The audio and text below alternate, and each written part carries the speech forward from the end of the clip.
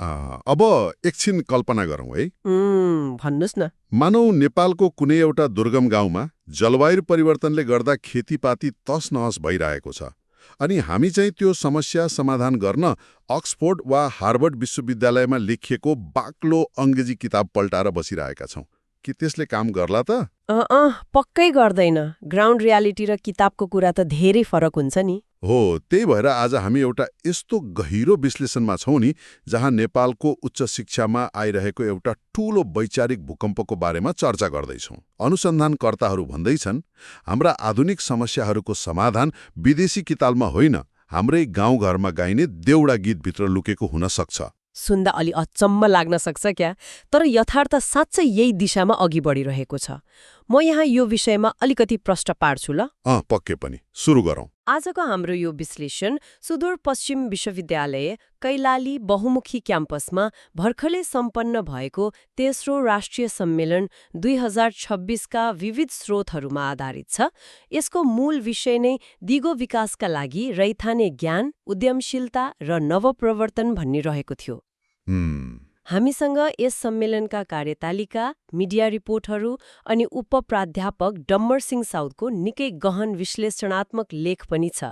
यो कुनै सामान्य प्राज्ञिक भेला मात्र थिएन क्या। हो, तर यो बिग पिक्चरमा प्रवेश गर्नु अघि नै म एउटा एकदमै महत्त्वपूर्ण कुरा जोड्न चाहन्छु। हजुर, भन्नुस् न। दिगो विकासका लागि रैथाने ज्ञान, उद्यमशीलता र नवप्रवर्तन विषयक यो तेस्रो राष्ट्रिय सम्मेलन 2026 सफलतापूर्वक सम्पन्न गर्नमा प्रमुख भूमिका खेल्नुभएका यस सम्मेलनका कन्भेनरलाई विशेष सम्झिनै पर्छ। एकदम सही कुरा। सुदूरपश्चिम विश्वविद्यालय कैलाली बहुमुखी क्याम्पस अनुसन्धान व्यवस्थापन समितिका अध्यक्ष तथा सहायक क्याम्पस प्रमुख डाक्टर मोहन सिंह साउदज्यूलाई हाम्रो तर्फबाट हार्दिक बधाई। विश्वविद्यालय भनेको केवल कण्ठ गर्ने थलो मात्र होइन, समाज बदल्ने प्रयोगशाला पनि हो भन्ने कुरा उहाँहरूले प्रमाणित गर्नुभएको छ नि त। पक्कै पनि उहाँ र उहाँको सम्पूर्ण टिमको मेहनतले गर्दा नै ज्ञानलाई केवल कक्षा कोठाको सिद्धान्तमा मात्र सीमित नराखेर यसलाई सामाजिक परिवर्तनको हतियार बनाउने काम भएको छ क्या। अब सिधै विषयवस्तुमै जाउँ है त। हामीले वर्षौंदेखि विकासका मोडेलहरू विदेशबाट मात्र आयात गरिरहेका छौँ। यो त कस्तो भयो भने नि, विदेशी माटोमा फलेको र त्यहीँको हावापानी सुहाउँदो स्याउको बिउ ल्याएर हाम्रो तराईको गर्मीमा रोप्दा फल नलागेको जस्तै हो त हाम्रो अहिलेको शिक्षा प्रणाली। ओहो, यो एनालोजीले त अहिलेको हाम्रो शैक्षिक सङ्कटलाई ठ्याक्कै छोयो नि। होइन र? हो नि, विदेशी बिउ हाम्रो माटोमा नफलेको मात्र होइन, त्यसले त माटोको उर्वरता नै नष्ट गरेर हाम्रो आफ्नै रैथाने बिउलाई समेत मास्दै गएको छ क्या। एकदम गम्भीर कुरा। सम्मेलनमा डाक्टर मोहन सिंह साउदको मुख्य प्रस्तुति नै औपनिवेशिक मानसिकताको विमुक्ति, ज्ञान, संस्कृति र शिक्षाको पुनर्विचार भन्ने विषयमा थियो। उहाँले उठाएको मुख्य कुरा के हो भने ज्ञान भन्न साथ त्यो पश्चिमा देशबाटै आएको हुनुपर्छ भन्ने जुन हाम्रो मानसिकता छ नि, अङ्ग्रेजीमै लेखिएको हुनुपर्छ भन्ने सोच हो, त्यो एउटा अदृश्य उपनिवेश हो क्या। जबसम्म हामी यो आयातित ज्ञान नै सर्वोत्कृष्ट हो भन्ने सोचबाट मुक्त हुँदैनौँ, तबसम्म हाम्रो शिक्षाले हाम्रो समाजको प्रतिनिधित्व गर्नै सक्दैन। खै, यहाँनिर म अलिकति फरक मत राख्न चाहन्छु है। भन्नुस् न। समाजशास्त्र वा साहित्यमा त यो कुरा ठिकै होला, हाम्रो संस्कृति आफ्नै छ, आफ्नै तरिकाले पढ्नुपर्छ, तर विज्ञान त विज्ञान हो नि, होइन र? भनेको मतलब गुरुत्वाकर्षणको नियम त लन्डनमा पनि त्यही हो, कैलालीमा पनि त्यही हो नि, अनि हार्ड साइन्समा कसरी औपनिवेशिक मानसिकता वा स्थानीय सन्दर्भ जोडिन्छ र? एकदमै गजबको प्रश्न उठाउनु भयो र ठ्याक्कै यहीँनिर यो सम्मेलनले एउटा ठूलो सोचको परिवर्तन ल्याएको छ। साँच्चै कसरी? प्राधाडा राजु खनालले सम्मेलनमा भौतिक शास्त्र जस्तो शुद्ध विज्ञानकै बारेमा बोल्नु भएको थियो। उहाँले फन्डामेन्टल फिजिक्सदेखि सामाजिक प्रभावसम्मको कुरा गर्नुभयो नि त। भनेपछि विज्ञानलाई समाजसँग जोड्नुभयो। हो, गुरुत्वाकर्षणको नियम सबैतिर एउटै हुन्छ, त्यो साँचो हो, तर त्यो विज्ञानको प्रयोग गरेर कस्तो प्रविधि बनाउने, त्यो प्रविधिले स्थानीय समाजको आवश्यकता पूरा गर्छ कि गर्दैन, यो त नितान्त स्थानीय कुरा हो नि।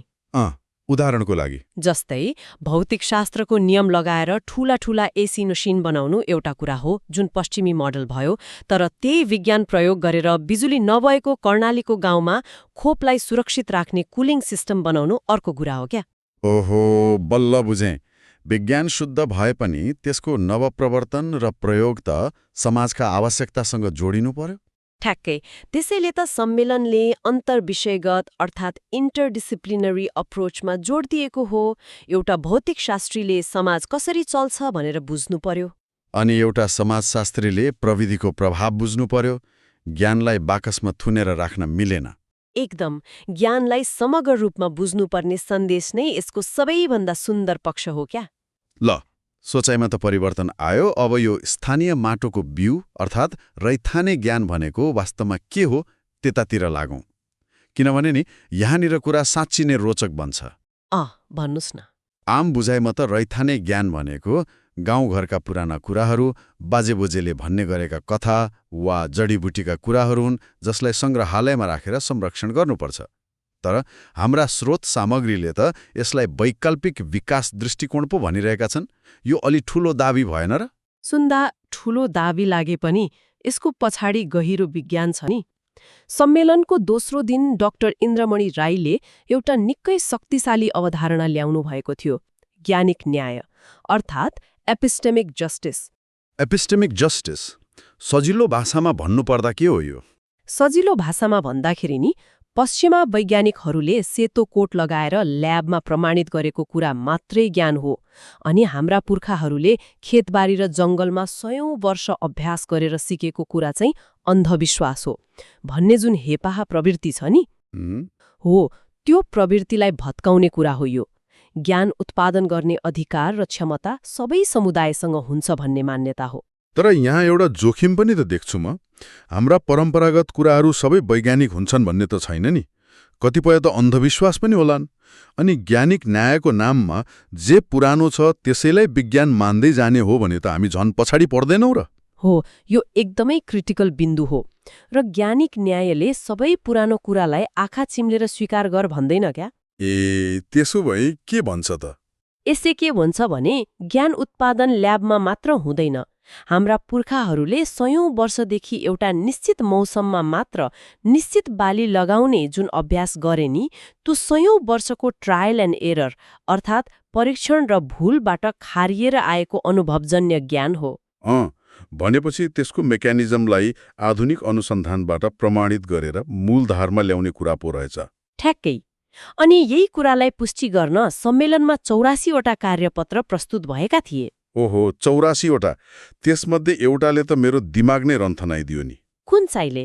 सुदूरपश्चिमको मौलिक देउडा गीतमा पारिस्थितिक प्रणाली र जलवायु परिवर्तनको अध्ययन। हो, त्यो त निकै चर्चित अनुसन्धान हो। सुरुमा सुन्दा त मलाई लाग्यो देउडा भनेको त चाडपर्वमा नाच्ने रमाइलो गर्ने गीत हो, यसमा कसरी जलवायु विज्ञान लुकेको हुन्छ। तर जब मैले यसको भित्री कुरा पढेँ म त छक्कै परेँ। अनि ल भन्नुस् त, त्यो देउडा गीतमा अनुसन्धानकर्ताले कसरी जलवायु परिवर्तनको डाटा फेला पारेछन्? अनुसन्धानकर्ताहरूले नि देउडा गीतलाई एउटा टाइम क्याप्सुल अर्थात् समयको अभिलेख जस्तै मानेर हेरेका रहेछन् क्या।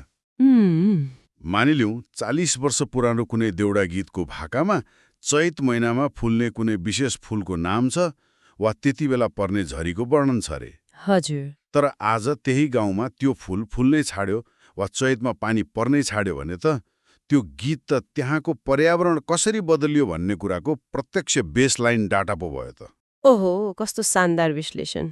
ती पुराना गीतका शब्दहरूले हाम्रो पारिस्थितिक प्रणालीको इतिहास बोकेका रहेछन्। यो त साँच्चै नै एउटा ओरल क्लाइमेट डाटाबेस पो रहेछ नि। एकदम सही भन्नुभयो। पश्चिमा विज्ञानले भूपग्रहबाट खिचेका तस्बिर हेरेर जलवायु परिवर्तन नाप्छ, तर हाम्रा अनुसन्धानकर्ताहरूले हजुरआमा पुस्ताले गाउने गीतको भाकाभित्र मौसमको बदलाव नापिरहेका छन् क्या। यो हो नि त रैथाने ज्ञानलाई नवप्रवर्तनसँग जोड्ने भनेको। साँच्चै अद्भुत। अनि स्वास्थ्य क्षेत्रमा पनि यस्तै गहिरो अध्ययन प्रस्तुत भएको थियो नि, हैन र? हो नि। सुर्खेत फागु समुदायमा सिकल सेल रोगको वैज्ञानिक अध्ययन एकातिर थियो भने अर्कोतिर मुक्त कमैया थारू महिलाहरूले आफ्नो पहिचानको लागि गरिरहेको सङ्घर्षको विषय पनि थियो। सिकल सेलको कुरा गर्दा नि यो केवल एउटा मेडिकल समस्या मात्रै होइन रहेछ नि त।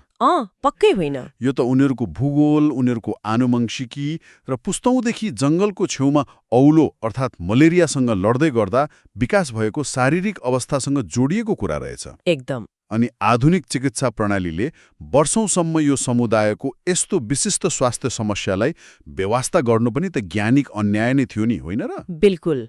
जब हामी विकास र स्वास्थ्यका कुरा बाहिरबाट कपी पेस्ट गर्छौं नि, तब सिकल सेल जस्ता नितान्त स्थानीय समस्याहरू छुट्छन् क्या। त्यसैले दिगो विकास भनेको बाहिरबाट ल्याएर थोपर्ने रेडिमेड प्याकेज होइन। यो त स्थानीय समुदायका समस्या, उनीहरूको सङ्घर्ष र उनीहरूसँगै भएको ज्ञानको पहिचानबाट भुइँ तहबाटै सुरु हुनुपर्छ। सही कुरा। जो कोहीले पनि यो कुरालाई आफ्नै गाउँठाउँसँग जोडेर हेर्न सक्छन् नि त। आफ्नै हजुरबा हजुरआमाले अभ्यास गरेको परम्परागत खेती प्रणाली वा जडीबुटीको ज्ञानलाई आजको सङ्कट समाधानमा कसरी प्रयोग गर्ने भनेर। पक्कै पनि। तर खै, अब म यो छलफललाई अलिकति फरक दिशामा मोड्न चाहन्छु है। हुन्छ, अगाडि बढौँ। हामीले ज्ञान, विकास र अनुसन्धानका यति सुन्दर कुराहरू त गर्यौं, तर त्यो ज्ञान उत्पादन गर्ने मान्छे अर्थात् हाम्रा प्राध्यापक र अनुसन्धानकर्ताहरूको अवस्था चाहिँ कस्तो छ त? यो एकदमै गम्भीर पाटो हो। आम बुझाइमा त नि विश्वविद्यालय भनेको एउटा शान्त तपोभूमि जस्तै हो भन्ने लाग्छ। प्राध्यापकहरूको जीवन त एकदमै सम्मानित र सहज हुन्छ भन्ने सोचिन्छ। तर यहाँ डम्बरसिंह साउदको विश्लेषणात्मक लेख र डाक्टर शीला मैनालीको प्रस्तुतिले त प्राज्ञिक क्षेत्रको एकदमै अँध्यारो पाटो पो उजागर गरेका छन् नि। हो, यो विषय प्राज्ञिक क्षेत्रको सबैभन्दा ठूलो तर सधैँ लुकाइने सत्य हो क्या। सबैलाई रोग थाहा छ, तर कोही ओखतीको कुरा गर्न चाहँदैन भने जस्तै। त्यस्तै भयो। उहाँहरूको अध्ययनले प्राज्ञिक क्षेत्रमा हुने बर्न आउट अर्थात् चरम मानसिक तथा शारीरिक थकान, अत्यधिक कार्यबोझ, संस्थागत दबाव र टक्सिक वातावरणको बारेमा निकै निर्मम रूपमा चिरफार गरेको छ। बाहिरबाट हेर्दा शान्त देखिने विश्वविद्यालय भित्रभित्रै मानसिक तनावको प्रेसर कुकर बनिरहेको छ। तर यो बर्नआउट कसरी हुन्छ? पढाउने काम त राम्रै हो नि, सम्मानित नै हो। पढाउने काम सम्मानित हो, तर त्यहाँको सिस्टम अर्थात् संरचनाले कसरी काम गर्छ भन्ने कुरा मुख्य हो नि। कस्तो सिस्टम? एकातिर प्राध्यापकहरूलाई निरन्तर उच्च स्तरको ज्ञान उत्पादन गर्न, रिसर्च पेपर छाप्न दबाव हुन्छ, पब्लिश अर पेरिश भन्छन् नि। तर अर्कोतिर उनीहरूसँग अनुसन्धान गर्न न पर्याप्त बजेट हुन्छ न समय। स्रोत साधनको कमी।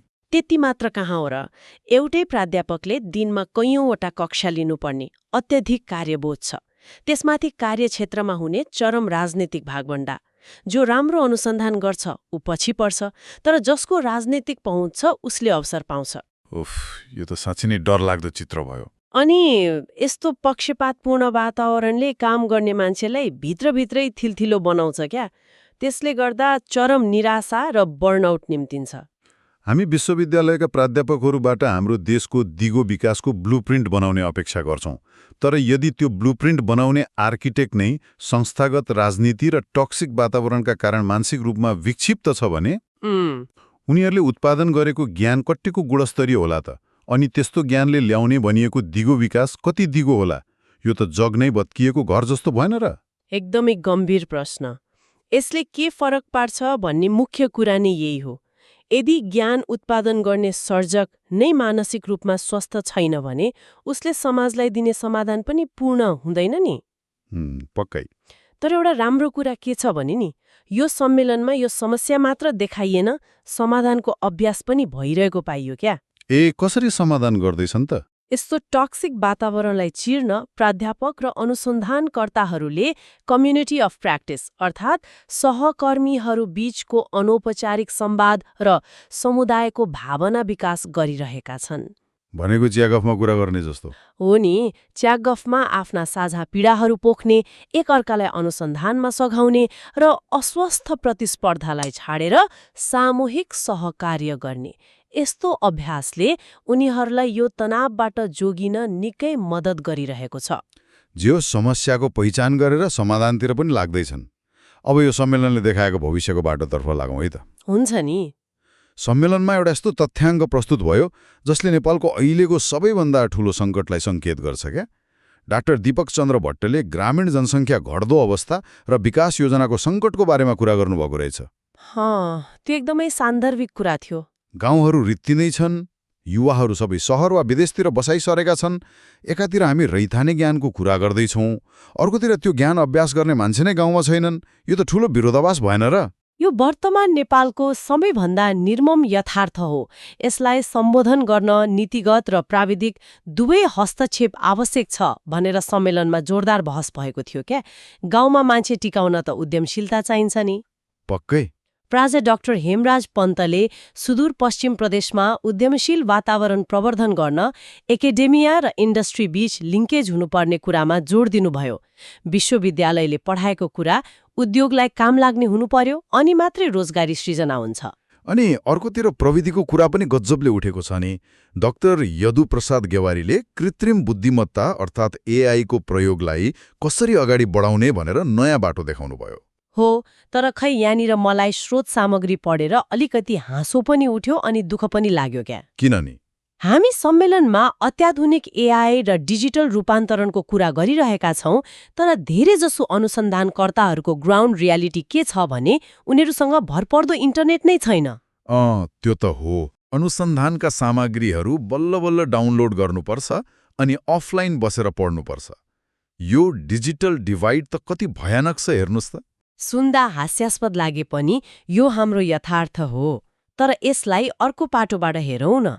यो डिजिटल डिभाइडका बावजुद पनि नेपाली प्राज्ञिक समुदायले जुन अड्याप्टेबिलिटी वा अनुकूलन क्षमता देखाइरहेको छ नि, त्यो असाधारण छ क्या। इन्टरनेट नहुँदा पनि उनीहरू रोकिएका छैनन्। र यहीँनिर स्थानीय नवप्रवर्तनको कुरा आउँछ। कस्तो नवप्रवर्तन? हामीलाई सिलिकन भ्यालीमा बनेको हाई स्पिड इन्टरनेट चाहिने एआई मोडल मात्र होइन, अफलाइन काम गर्न सक्ने हाम्रै थारू वा डोटेली भाषा बुझ्ने र कम इन्टरनेटमा पनि चल्ने प्रविधिको खाँचो छ नि त। यो अभावले नै हामीलाई आफ्नै किसिमको प्रविधि बनाउन बाध्य पार्दैछ क्या। एकदम सही विश्लेषण। अनि यो परिवर्तनको सम्वाहक को त? पक्कै पनि युवा पुस्ता नै होला। अनि क्याम्पसका स्वतन्त्र विद्यार्थी युनियनका अध्यक्ष सन्तोष पन्तले उठाएको कुरा यहाँ एकदमै सान्दर्भिक छ। विश्वविद्यालयमा अनुसन्धान भनेको प्राध्यापकहरूको मात्र पेवा होइन, अन्डरग्रेजुएट तहदेखि नै विद्यार्थीलाई यसमा सहभागी गराउनुपर्छ भन्ने उहाँको माग थियो। अनि प्रमुख अतिथि तथा विश्वविद्यालय अनुदान आयोगका अध्यक्ष प्रा डाक्टर देवराज अधिकारीले पनि उच्च शिक्षामा कस्मेटिक होइन आमूल परिवर्तन गर्नुपर्छ भन्नुभएको छ नि। हो नि। यी सबै कुराको निष्कर्ष के हो भने अबको शिक्षा प्रणाली माथिबाट लादिने मात्र हुनु हुँदैन। नीति निर्माताले काठमाडौँमा बसेर बनाएको पाठ्यक्रमले सुदूरपश्चिमको समस्या समाधान गर्दैन क्या? पक्कै गर्दैन। त्यसो भए यी सबै कुराको सार वा अर्थ के त? म अलिकति समेट्ने प्रयास गर्छु है त। हुन्छ, भन्नुस् न। समग्रमा भन्नुपर्दा कैलाली बहुमुखी क्याम्पसको यो तेस्रो राष्ट्रिय सम्मेलनले नेपालको उच्च शिक्षा अब केवल सैद्धान्तिक ज्ञान उत्पादन गर्ने बन्द कारखाना मात्र रहेन भन्ने सशक्त सन्देश दिएको छ। एकदम। यो बिस्तारै बढी समावेशी, हाम्रो आफ्नै माटोसँग सान्दर्भिक र सबैभन्दा महत्त्वपूर्ण कुरा मानवीय बनिरहेको छ। दिगो विकास भनेको केवल सिंहदरबारमा कागजमा लेखिने नीति वा सिमेन्ट र डन्डीको भौतिक पूर्वाधार निर्माणले मात्र सम्भव हुँदैन नि। पक्कै हुँदैन। यसको लागि हाम्रो आफ्नो ज्ञान, हाम्रो आफ्नै संस्कृति, आधुनिक प्रविधि र यी सबैको केन्द्रमा रहेको अनुसन्धानकर्ताको मानसिक स्वास्थ्य बीच सन्तुलन हुनै पर्छ। एकदमै गहिरो निष्कर्ष निकाल्नुभयो। आजको यो गहिरो विश्लेषणको अन्त्यमा नि म एउटा नयाँ र विचारणीय प्रश्न छोड्न चाहन्छु है त। पक्कै। एकातिर सम्मेलनमा नेपालका गाउँहरू रित्तिँदै गएको र युवाहरूको बसाइसराईले विकास योजना नै सङ्कटमा परेको कठोर यथार्थ प्रस्तुत भयो। अर्कोतिर हामी एआई जस्ता अत्याधुनिक प्रविधि र रैथाने ज्ञानको फ्युजन गर्ने कुरा गरिरहेका छौं। तर अब सोच्नुहोस् त, भोलिका दिनमा जब गाउँमा यो अमूल्य रैथाने ज्ञान बोक्ने, अभ्यास गर्ने र अर्को पुस्तालाई सिकाउने युवाहरू नै हुने छैनन्, तब यो ज्ञानको के हुन्छ? के यो ज्ञानलाई एआईले डेटाको रूपमा सङ्कलन गरेर संरक्षण गर्ला? अनि यदि एआईले नै हाम्रो रैथाने ज्ञानको जिम्मा लियो भने के त्यसले हाम्रो सांस्कृतिक पहिचानलाई बचाउला वा त्यसलाई बिस्तारै एउटा नयाँ किसिमको डिजिटल उपनिवेश पो बनाउला त? बाफ्रे, यो त साँच्चै नै घोत्लिनुपर्ने गहिरो प्रश्न भयो। हाम्रा रैथाने ज्ञानका भाकाहरूलाई सिलिकन भ्यालीको सर्भरले कसरी बुझ्ला, होइन र? हो नि। यही गम्भीर तर विचारोत्तेजक प्रश्नका साथ हामी आजको यो विश्लेषणात्मक बसाइलाई यही पूर्ण विराम दिन्छौं। ज्ञान, अनुसन्धान र हाम्रो भविष्यको यो अनवरत खोजीमा हामीसँगै जोडिनु भएकोमा धेरै धेरै धन्यवाद। फेरि भेट्नेछौं।